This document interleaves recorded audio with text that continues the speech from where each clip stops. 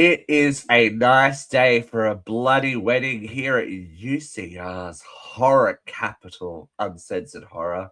Welcome, welcome. We are live again. We got the live bug lately, don't we, Katie McCarthy? The We living. do. We've just been very anxious to get on the air immediately and tell everyone how we're feeling. Well, yeah, we weren't too immediate with this one, but we're immediate because there's a sequel coming out like tomorrow here in Australia. So we thought we'd jump on and tackle the original because it has some sentimental favorites and stuff in there. But welcome to Uncensored Horror. As I said, we are here, we are live, and today we are going back in time slightly to come forward in time to celebrate the release of the sequel. We today are reviewing 2019's Ready or Not. 2019. The last year Simpler it was relatively times, normal. right? Very, very much so. Simpler times. What were you doing in 2019, Katie McCarthy? What were you doing? Having a baby. Arlo was born at the end of 2019. Very small, like Arlo was born at the end of 2019. You're talking to me again. That happens a lot lately. Boy. Yeah, it amazes me, especially with that photo you just put up on social media of your lovely children, how long we've been doing this. Been doing it quite a while. We've been doing it a long time, and you guys were doing it a long time before I was doing it. So, and the we're doing protege it sense together. his best. The protege sense his best. Yeah, I'm sure he does. He's getting ready for another horror marathon of his own, I'm sure. He gets to go see the second one with me. Oh, he's allowed to come see it. Well, I think this one you can get away with, let's be honest. It's very much farcical, and I have never claimed too much serious. I've never claimed to be a wholesome parent, as the woman at the movie theater will tell you. As the Scream 7 patronage will remind you. So I definitely saw this one in cinemas because I was very interested. As soon as I saw the trailer, I was like, "Oh, I want to see this." Were you a cinema kiddie for this one? I don't think so. It kind of depends on like when in 2019 it came out. I'm guessing probably not. Probably not. Because, pregnant most of 2019. And yeah, it's that whole birth and babies thing always get in the way of a good horror marathon. Well, besides that, just like, have you ever sat in a movie theater like super pregnant? I can't say I have. Hi, Firefly. How are you? It's super uncomfortable. Yeah, no, I've never been pregnant in a movie theater, strangely enough. But let's see, when did it come out? And I can get a better idea. August 2019. I probably did not see it in theater. She's ruling herself out, but that's fine. I am ruling it out. It was probably one of those nights where it came out to rent on Amazon, and I was like, "Ooh, this looks good. Let's watch this." That is more likely what happened. Feeding a child at an odd hour of the evening, going, "I will watch a horror movie because it's less exciting than what's going on here. I will put less horror. I will put up my swollen ankles and I will watch a horror movie. Go crazy. Well, so this the talk of children is good because we start out with some kiddies running around a gothic, scary-looking mansion. We like. Sounds like a good time to me. Does that mansion look familiar to you? Kind of. It was in another movie. Okay. It's a different genre. It was a 90s film. Or have I seen it? Is the ultimate question. Oh, I bet you have. Oh, no. I'll give you a hint. Cruel Intentions? No. I'll give you a hint. Stop looking at me, swan. Oh, really? Stop it. That's hilarious. It's the Billy Madison one. Oh, there we go. So many lovely houses that just pop in and out of pop culture. There you go. So we have young Daniel and Alex running around the halls, which we think is a game until there is a man with a wound chasing after them. I mean, it still could be a game. You mean you play hard, you get hurt. You play hard in this genre, you get very hurt. Especially in this movie, you get very hurt. Very hurt. Very, very hurt. But we have a very quick revelation that Charles is being hunted. The man Charles is being hunted by mysterious masked men as his wife screams in protest, shot with a spear gun, and dragged away. It's quite an abrupt and effective opening to a movie. Yeah. Wait, what's going on here? Because this was one of those ones where I didn't read a lot about what was going to happen. And from memory, the marketing wasn't very forward facing with what the movie was actually about. I don't we'd have to watch the trailer again to really get an idea of what the marketing was. I don't remember. It's been a while. The reveal at the end was a bit like, wait, what? But after that, we get a 30 years later title card, which horror tick. We know we love it 30 years later, or 10 years later, or 20 years later. It always sets it up nicely. Where we meet Grace, Australia's own Samara Weaving. I love this woman. This was the beginning of her like Scream Queen moment. Was this one of her first few films? I feel like it was maybe the first one that she was really like the star of. I feel like she'd kind of been like, she's the star of this movie. There are like more famous actors in. Let's take a look, see while you keep talking. But there are. I feel like this was her vehicle moment to really stand out by herself. Like she's the lead. The Babysitter had come out before this, so yeah, that was Netflix though. Oh, but it was so good, and she was also in, and she was very good in that. And she was also in Ash versus Evil Dead. Okay. Yeah. But this was her leading lady moment. Yeah, this was definitely the beginning of her career. Not like the super beginning, but like picking up momentum beginning of her career. Okay. So yes, we've met Grace and we meet her betrothed, Alex. Alex Domas, the heir apparent to the Domas family games establishment, monopoly, whatever we want to call it. And this is a classic Let's Meet My Crazy Family film, but they're real crazy. From the get-go, these people are off the chain. So we meet Alex's brother Daniel and his wife Charity. Alex's cocaine-addled sister Emily. I love Emily. Her husband Fitch and their young sons Georgie and Gabe. Oh my god, those kids. Of course, eccentric, we'll call, Aunt Helene, and parental units Tony and Becky. What a motley crew of people. Why is it that Andy McDowell is just so good? And I mean so good. And I wouldn't call her necessarily a villain, but she's a bitch. she's a bitch for sure. But like, I don't know if I'd want to like go the full length and call her a villain. But she is let's call morally ambiguous. Yes. Morally ambiguous. Yes. We'll go with that one. I think that's a big argument for this movie as a whole, because we'll find out more later. So Grace is a former foster child, and she has been struggling her whole life to find a sense of family, which she thinks now that she's married into this dysfunctional, as we already are finding out, family. She's found her family, and she might have found a bit more than she was looking for. So we have a stereotypically lovely wedding, and the family gather at the mansion, a very familiar looking mansion from about 10-15 minutes ago,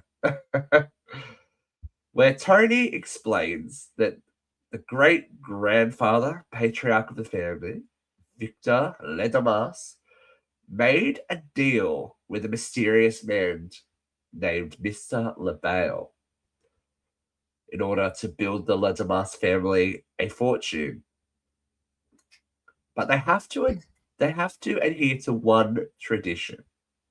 One little baby tradition. At midnight on their wedding day, every new member of the family draws a game from LaBelle's puzzle box. Now, these guys are like Milton Bradley on steroids. They have 7,000 different board games that are insidiously named, and Mr. LaBelle is featured throughout them. Uh, I, even from the beginning, you can tell that we are in horror comedy territory. Now, I'm going to probably cop it a little bit because I have famously said I don't necessarily always love it when horror and comedy mix like in bad moments, like in Scream 3. But this sets itself out from the get go that it's going to be a black comedy with horror elements. Very graphic horror, and I'm down for it. Aunt Helene is just chewing the scenery every time she's that hair and that black eye makeup. I'm like, oh, Queen, you are serving, strange lady. That's a quick look into my teen years right there. She pulls it off way better though. You had that hair? That's the question. I actually did have a very short haircut like that. There we go. So each of the family have had to, each of the members marrying into the family have had to play a game.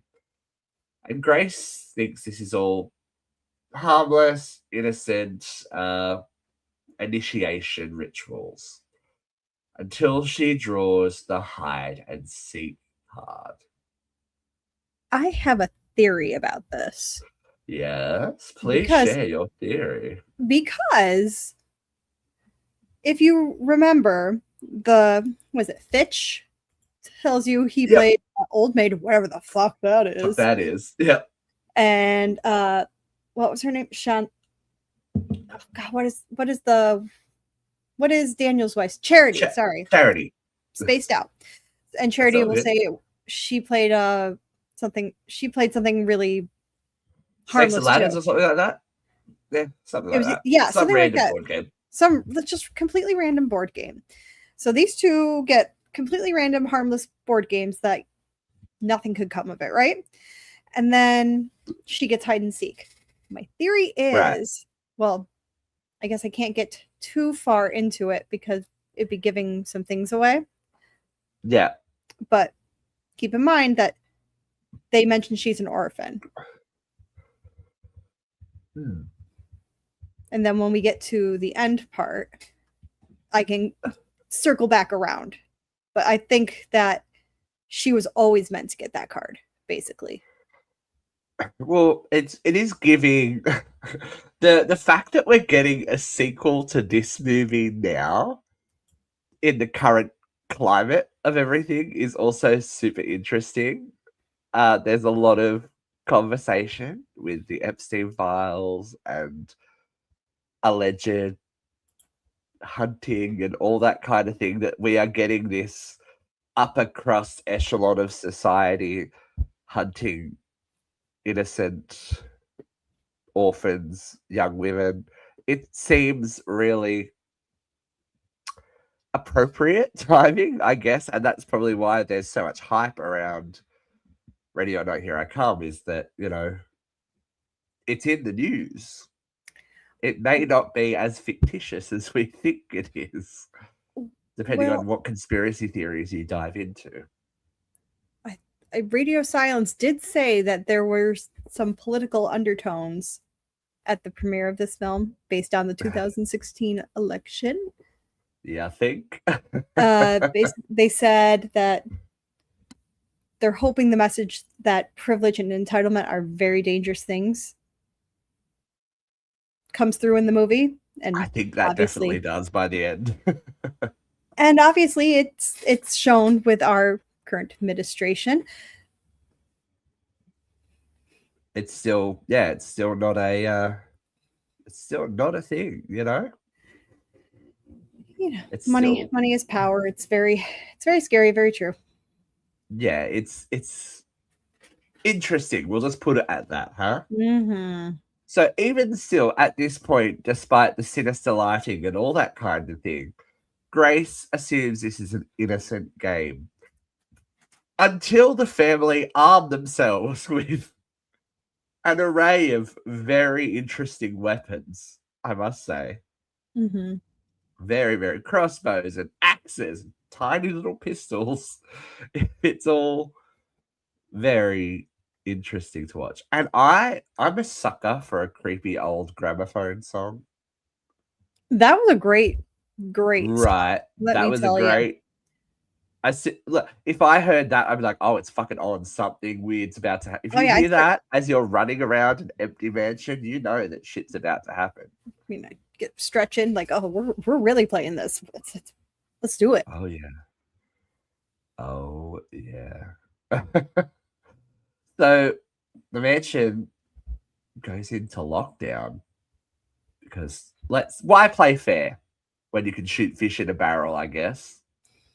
It's a nice little analogy for all those people with finances that do hunting parties on like wildlife reserves and stuff like that. Don't actually do the hunting. Do the easy version. Mm. But they bit off a little bit more than they could chew with Grace, who gets the revelation from Alex. Alex has trepidation. You can tell he at this point is very torn about what is about to happen to Grace. He reveals that family is cursed. If the new member draws the hide and seek card, the rest of the family must find them and ritually sacrifice them before dawn, or the whole family will die. Now, So sorry. now that you said it, my whole theory was that she was always going to get it. She was always meant to get it because she is a foster kid. She has no family that will be looking for her. Well, we'll see about that. So the card was last drawn by Helene's husband, Charles, who we saw in the introduction, who was found and then murdered, ensuring the longevity of the family.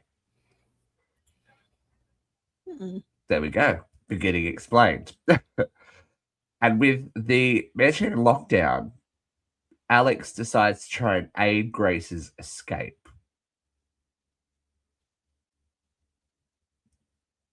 This is where it starts to get good. I rewatched this last night, I think it was. Can't remember. It doesn't take too long to get started, but it's just the right amount of time that we get into this cat and mouse thing because I've got to say, Samara Weaving's good at this. she needs to do more, which she obviously is now. Mm-hmm. But she's very good at being at this final girl energy. I mean, in The Babysitter, she was very much the villain for when it's revealed who she is, she's very much the villain in both of those movies. Oh, although in the second one, she's a little bit more. They soften her a lot that second movie. But is she really the villain, though? She wasn't intending to do anything to the kid. She just wanted a little blood. Yeah, well, when you take blood from children, that's usually a bad sign. I know. I know. I mean, I don't know. But my point is, I don't think she had nefarious intentions with him. I think she thought she was going to take blood, do a ritual, and move on. But the disillusionment seems to be running in the younger generations of the family because Grace is discovered by Daniel, who doesn't really want to do what he's doing. Mm-mm. But there is this sense of obligation because it's revealed that Alex saw, or they believe he saw LaBelle. He was the only one to have seen him, so he is the heir apparent to the grandfather's position in the family. So they're all just continuing it because it's tradition. The rest of them don't know. And I think these two younger kids, having lived through it, are going, I don't know, but we've got to kind of do it. Because as we find out later, or we've already found out, Charity and Daniel have children of their own. So it's a tricky situation, because do you doom your children to possible death and destruction? Or do you traumatize and implicate them to stay alive? It's timely stuff. So he does give her a head start. Emily is one of my favorite characters in this movie. She can't get anything right. She kills 2 maids. But it's not a safe house to work as a maid. Let's just put it that way. No. It's giving Big Clue energy, this one. So it's, you don't want to be the maid in this place. No, it doesn't seem like it go well. No, Aunt Helene cracks me up as well. She's just like not down for the human suffering of the maids at all. It's like, you gotta go, girlfriend. Shut up, I'll cut your head off with this axe. You got to go. The kitchen scene is really good. Yes. It gives a little bit of Jurassic Park. It gives that little clever girl. Yeah, very much that energy while we're waiting for Alex to disarm the security and the family find out that is happening. How do you feel about the butler, Stevens? Well, he's a one-trick pony with that one song that he keeps whistling over and over again. However, I kind of like him. Okay, but is he not worse than the family? Because the curse doesn't involve him at all. Right. Whether he lives or dies, that's not really related to the curse. It's his employment that will obviously be an issue. I would call him a villain more than anyone. He's definitely a villain. Like the family, I like morally ambiguous, because they probably would have done it to anyone. They don't necessarily want to kill her. They feel like they have to. Him, he's just going for it. I think some of them want to kill her. There's that. Helene's got a chip on her shoulder. Helene's got some screws loose. She wants some revenge. So she's just willing to go with anyone. Yeah. And this is where we start to see Grace's ingenuity. Shotgun doesn't work, but a freshly boiled pot of tea will do the trick. Well, this is the first time we've seen someone throw boiling water at someone to stop them. It is a bit of a trope, but it's nice to see a teapot. Very formal, tea is such a very formal beverage. Murdering spree's not going to stop tea time. We are on a schedule. We're very, very busy, and as she escapes, Daniel and Tony find Alex after he's essentially destroyed the security system, opening up the house. But Grace is seen by a third maid who was trying to hide. She should have stayed hidden. We get a very Final Destination death for her as well. Not good to be the help. Not good to be the help. Man, she deserved it. She could have just kept her mouth shut. Yeah, she deserved it. She's in here, and now you're in pieces. So you know what they say: snitches get stitches, or snitches get bisected. Roughly. Yep. Roughly. But Grace uses the distraction to escape out into the goat shed. Oh my God. This little prick.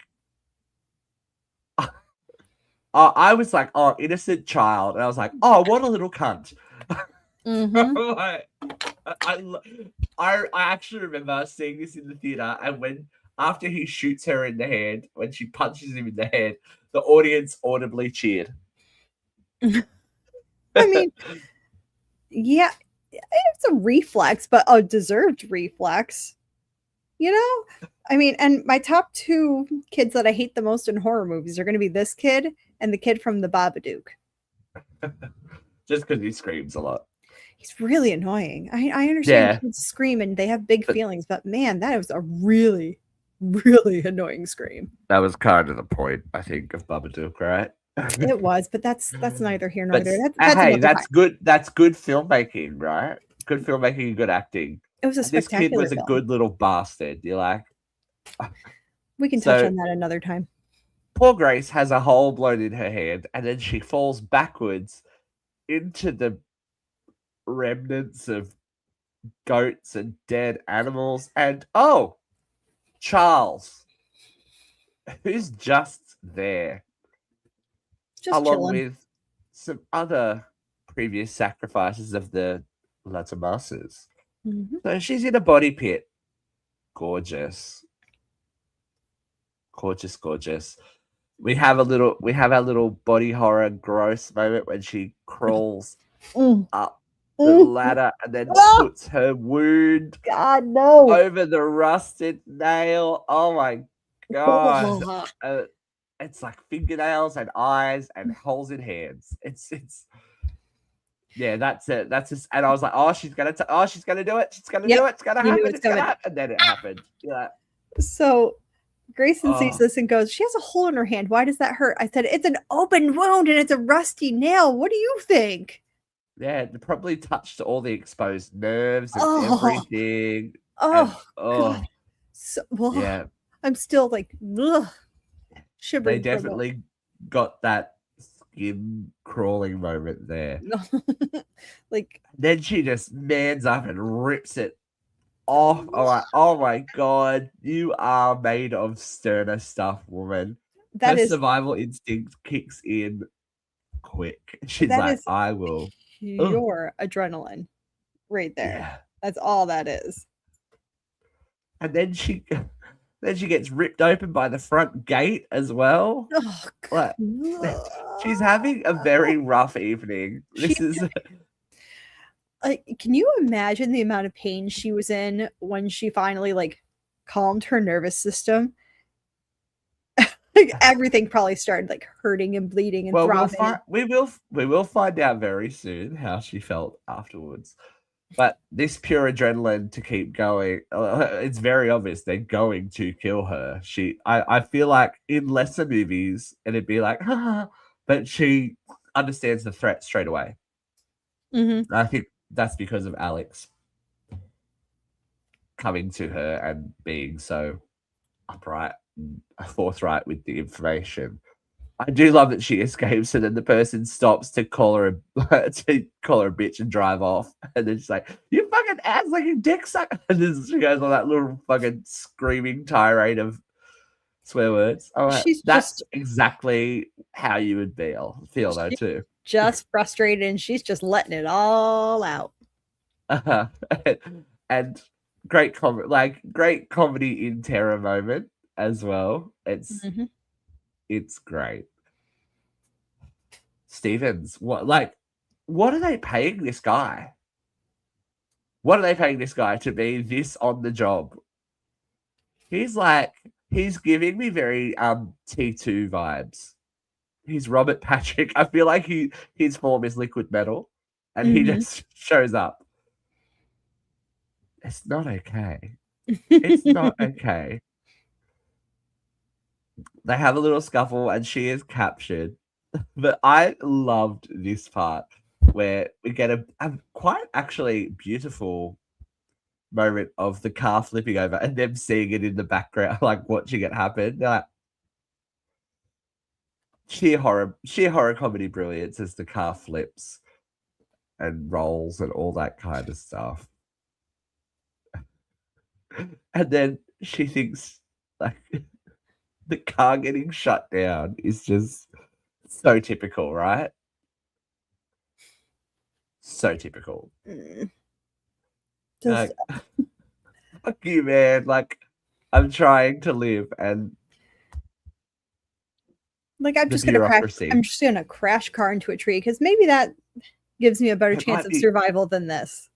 It might be easier, I right? mean, she's gonna die one way or another. She just didn't give a fuck. Yeah. I don't know. Like, when you're in that situation, I feel like we had a very similar moment with Madeline Pesh in these Strangers movies. Like, I would just find the road and not stop moving forward.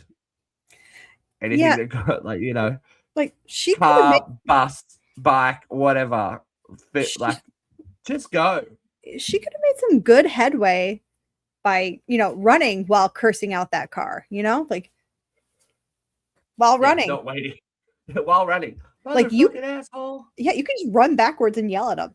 You just keep moving. But I guess with that many open wounds at this point as well, This is also true. That's going to slow you way down. blood pumping is probably not the best thing to do. Fair enough. It's more blood loss. This is true. This is where the tide kind of turns on Daniel, though, right? Because I'm kind of empathetic with Daniel. But he is obviously distracting Grace so that she can be captured. So for everything of letting her go, he's just baited her to get her caught again.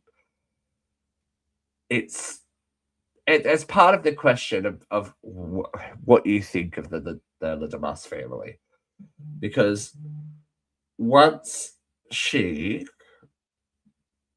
is captured and we are aware that the sacrifice is going to happen, I think all pretenses are off. As Charity very much says to Daniel, like, what about our kids earlier on?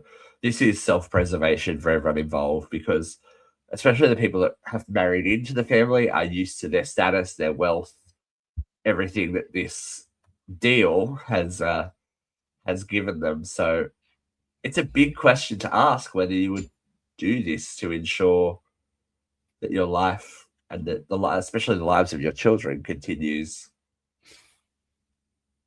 untethered. But how could it not affect you is my big question. That to me makes them villains. I mean, I gotta wonder, like, let's say they like like this. Let's say the Charity or Finch, whatever his name is. Yeah. Let's say they actually killed someone. How do you sleep? Like Charity, I could see like being totally fine, like whatever. I'm not even gonna like blink an eye at this. But Finch, I think, would be bothered by it. I think he would be traumatized by it. But yeah, I think that then goes like, well, he's obviously more concerned with keeping his status quo than anything else. So that moral compass isn't exactly pointing true north. It's not, but it's also not going, directly south there. Like he jokes about like, oh, I can't fly commercial anymore. But then again, he's sitting on the toilet trying to like YouTube how to shoot this gun, but he's also nervous the whole time. So yeah. We've got to think it might be one of the first times that he has actually been a part of it as well. Right. But it also brings in, not to be too heavy, it brings in a big conversation about the guilt of witnesses and not saying anything if you know something horrible has happened, which is very topical in this current climate, especially with the rich and the powerful, and how much is not speaking akin to guilt. Because it kind of, if you know that this horrible shit's going on and you're keeping it under wraps to keep your position, it makes you just as guilty. So I can't feel too bad about what's about to happen. Oh, no. Daniel poisons everyone with a non-lethal dose of hydrochloric acid. I googled Oh my it. god. They're just gonna shit weird for a week. They'll be fine. It's gonna shit weird for a week. It's like, it's still fucking acid, dude. I It's thought still that was acid. hysterical. He's just so nonchalant. Like, they're just gonna shit weird for a week. It's fine. No, but we do this all the time. Yeah. Whatever. The shenanigans of human sacrifice. Sometimes And this people is gotta shit weird. right. This is where Charity gets really exposed. She shoots Daniel for attempting to try and protect Grace. So she's definitely she's definitely out for self-preservation. Yeah, she doesn't care. If her husband has to die, so be it. She's just keeping that status. Yeah. I think that this part, and maybe I just wasn't really clear watching it this second time. Do you think, with everything that happens in this next segment when she's attacked and has to fight back, but especially with when Alex finds Daniel and he's been shot, we don't know it's Charity, and then when Grace is attacked by Becky and Becky beats her to death, screaming "fuck your family" with LaBelle's box, do you think we're supposed to believe that Alex thinks that Grace killed Daniel and his mother, and that's maybe what the shift is? Well, he knows for sure she killed his mother. Well, yeah, I know, but the whole "fuck your family" thing, because he was obviously very close to his brother, right? As we see in the beginning, and wants to protect, like they want to protect each other, and he's dead. We don't know who killed him. I think more or less what's driving him is again self-preservation, because he looks at her and he says, "You're never going to trust me again after this, are you? Like you're not going to be with me." Yeah. And her silence says everything. So it's like, well, if I can't have her, no one can. Fuck her. But this, like, the thing is, he goes to save her, and then sees it and goes, "Oh, okay. Well, then you're never going to be able to assimilate. It will never be okay, because she's a formidable force. Obviously, she's not going to just sit back and take whatever happens." I think it's like a healthy mix. Like, it's the fact that he killed my family, or she killed my family, and it's also that, well, now I'm vulnerable because she knows too much, and she's gonna survive. He literally gets the dagger. We finally get the Hail Satan with him waiting for. Hail Satan. It's been hinted at for so long, but they never actually say the words until we actually get the Hail Satan as he drives the dagger down. But she manages to wrestle away, not fulfilling the prophecy. And this was a really interesting. I remember this moment happening in the cinema when Helene rips open the curtains and they're like pleading to the empty chair to Mr. LaBelle, and everyone's like, "Wait, what? Nothing happened. Are these people just legitimately fucking crazy?" And I was like, oh my god, they were just crazy. Like, after all this, there was nothing. They were crazy, and then they start to explode. Kind of loved that. Although I think I kind of would have loved the ending if it really was bullshit. If it was just bullshit. If it was just because it says story. It says a lot about the price of entitlement and power and money and what it can do to you. Now, I don't feel bad about any of these people turning into goop. No, not at all. Not even these kids, because when they were gathered around the table, the looks in their eyes, they were enjoying her being terrified. No. They were little sociopaths and psychopaths. Yeah. That's for the goat barn, you dick. It was interesting that the kids got to run off screen and explode. We didn't see them explode on screen. Very rarely will you see a child killed on screen. Unless it's Welcome to Derry, where you'll see it a lot. But that's what made that show interesting and impactful, I guess. Mm-hmm. I just love Grace's reaction. She's just like, of course this is happening. Her satisfaction, her relief, her mania as she giggles as they all burst into blops of grossness, leaving only Alex left, who we think, maybe because he's seen Mr. LaBelle, he might be spared. And he begs for forgiveness, but she manages to toss the ring back and say, I want a divorce. As you do. He explodes into a puddle, which is glorious. That marriage was never going to last. Right. The one thing I do love is her reaction to the momentary flash of there actually being a Mr. LaBelle sitting in the chair watching all this happen. She's like, huh. Right. Like, okay. Huh. Mm-hmm. And as the Domas mansion burns down around her, she does what any soul survivor covered in blood in a wedding dress should do. Light it she up. Lights a smoke. And when the approaching her med team arrives and asks what happens, she just says, in-laws. It happens. Great ending. Beautiful. If everyone that's been scarred by any kind of difficult in-law relationship, I think a lot of people would have some feelings about this movie. Mm-hmm. And look, simple, short, easy to watch, fun to watch. Mm-hmm. Gets the job done, does what it says it's going to do on the box. Love that for us. Love that when sometimes these things overcomplicate themselves and they don't need to. 95 minutes in, out, shake it all about. Mm-hmm. Blood, horror, the devil, comedy, all the good stuff. Everything you need for a wholesome family movie. Everything you need, right? Mm-hmm. For a budget of $6 million, 57.6. Not that's bad. I was going to say that more than made its budget back for sure.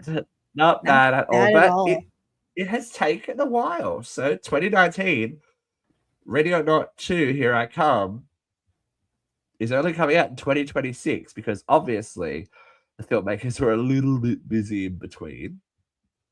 I wonder what they were doing. As they took their talents to Scream 2022 and Scream 6 and Abigail, which have you seen Abigail? I have not. You know what happens? It's good. It's very much this vibe. The funny thing is I keep clicking onto it and then something else pops up at me. But I think I watched it on a plane. So. I think I'm going to sit down this weekend and really commit to Abigail. Give it a go. It's a good movie. I have heard that I will maybe a little bit more horror than this, but it's definitely in the same horror comedy genre. I mean, I'm down. Yeah, definitely. Radio Silence kind of they know what they're doing in this area. Now, Guy Busick wrote the script for this. Famously, was writing the script for Scream 7. This is a stronger movie. This is a much stronger movie. A much stronger movie. Yeah. Yeah. Interesting, right? I feel like they're definitely... I think when you've got a franchise that is as iconic as Scream, you're always going to run into issues, as we've seen with the fan base and with people who want certain things. But this was their own creation, so you can do with it whatever you want. And we'll see how well they do with it very, very soon, because the new movie comes out in less than 24 hours, and it answers the question of Grace being alone because her sister pops up in this one. Grace is a strange younger sister played by Catherine Newton. Pretty great casting. Love her. pretty great sibling casting, I think. The two of them are going to be together.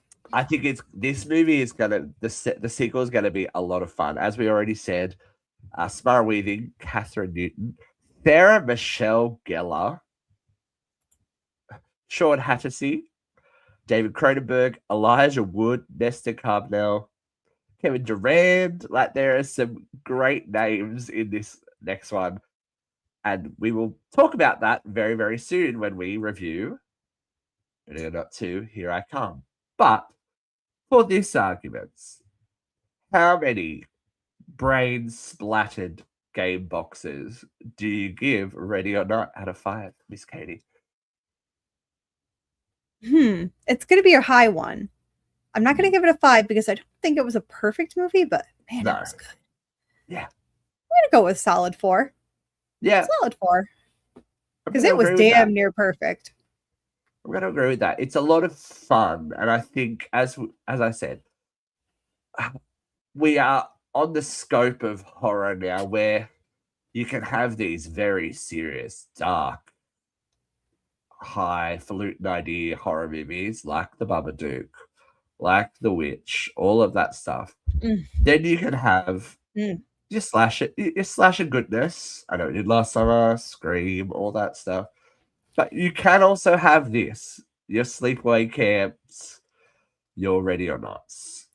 So when it comes to horror, and maybe I'm alone in this, or maybe you agree, it has to have a few things. It either needs to be very, very fun. It has to have a dynamic cast and be a lot of fun where you're enjoying the experience. Maybe the script's not the strongest, maybe the plot's not the strongest, but everyone on screen is showing you a real good time and you are enjoying yourself while watching this. Is it going to win any Oscars or Golden Globes? Probably not. It's not the highest brow of movies. It's not high caliber, but it's a really, really good time.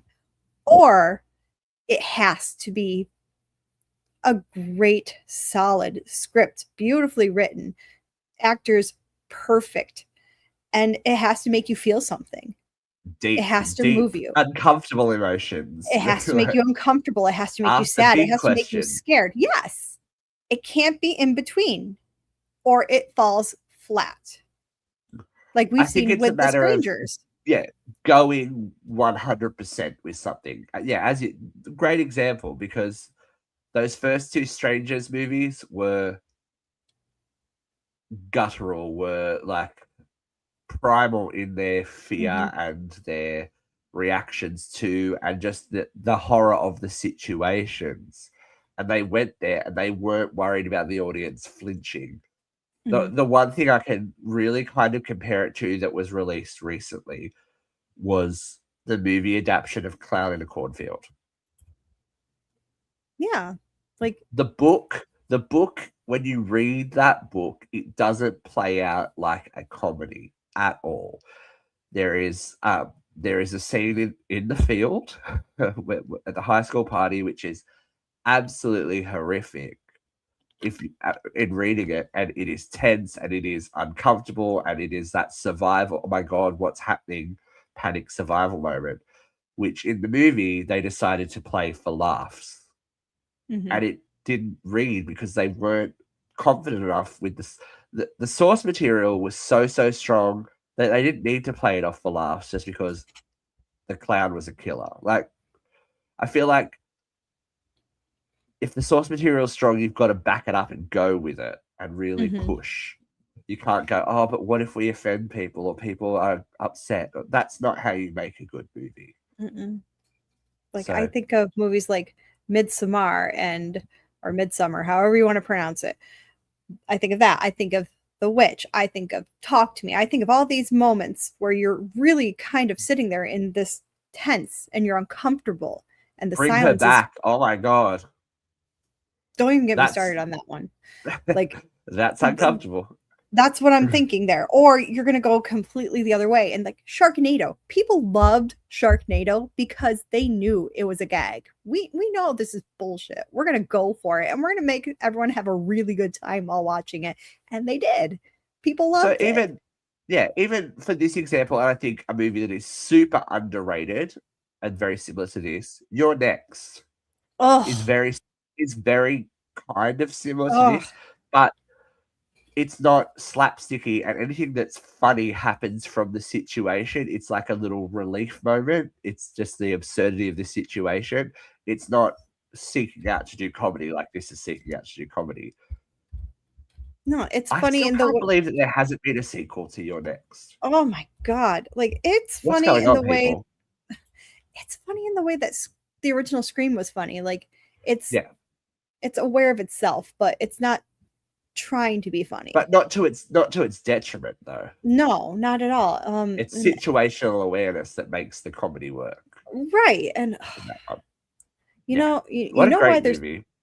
probably not another one, because the man is probably too busy directing Godzilla films. Like, come on, dude. And But come on, granted, dude. I love me some Godzilla, so don't get me wrong here. But I do need another one of these because Erin is Yeah. probably one of my top 5 final girls. And another Australian, Shani Vincent, kicking ass in that one. And Clear, I feel like that's such an under developed character, like finding out that she grew up in a survivalist cult and Mm. what that puts the people, it really puts the killers on the back foot, which is refreshing. perhaps I'm just partial to Australians. It just might be me. You never know. You It just never know. But you know what? He's had Adam. What is his name? Adam Wingard. Wingard. Yep. He's had some hits and he's had some misses. Because Your Next was great. The Guest was great. Blair Witch is. Still haven't seen her. You haven't seen the new Blair Witch? Well, no. No. Okay. Wait, yes, I have. 2016. Yes, I blanked it out for a hot minute. Yes, I have. It was. Yes, I have. It was It was- okay. It, But again, it it's was something. fine. It's something that's scared of the success and the notoriety of its source material. Mm-hmm. You know, everyone fine. Everyone wants these sequels to these movies, but they're scared to touch them. Yeah. You can't be scared to touch them and Like diminish the original. Yeah, like I said, it was fine. It was fine. It just wasn't amazing. That But being said, I think I finally saw the new Candyman on the plane. Brilliant. That's how you do a reboot, sequel, legacy sequel that ties everything together. It looks like a brand new movie, but it actually ties in everything together. I can't believe they haven't tried to do another one of those. But, it was great. I'm not saying it's because a woman was at the helm, but yeah, it probably was that. Well, look, we will be back, obviously, to play another game again soon as we double down with Ready or Not 2. Thank you for joining us today. If you liked Ready or Not, let us know. If you didn't like Ready or Not, let us know. If you have another favorite horror movie you'd like us to tackle, let us know. But until next time, make sure you have your tetanus shots before your wedding night. That's all I gotta say. Oh my God. Oh, oh chihuahua. All right. Oh. Keep it creepy, kids. We'll see you next time. Bye.